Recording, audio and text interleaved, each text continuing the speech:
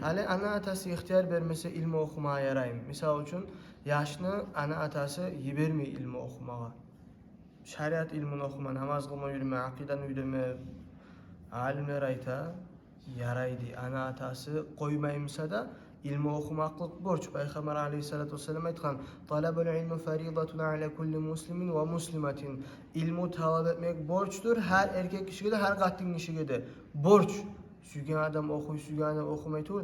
Birinci sen Müslüman olma tarafsın. Birinci şeriatını Allah'ın tanıma tarafsın. Şeriatını bilme tarafsın. Peygamber aleyhissalatu vesselam tanıma tarafsın. Son olma tarafsın. Şoförde, doktorda, injinerde, başka türlü zatta.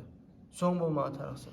Seni ana atan ihtiyar vermeyimse sağa, ilmi talep etmeye barmağa, seni ihtiyarın var, şoğa tınlamaylı barmağa.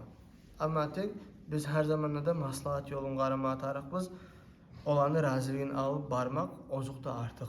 Olağa anlatı, bildirib, başqa ulu adamla qoşub arağa.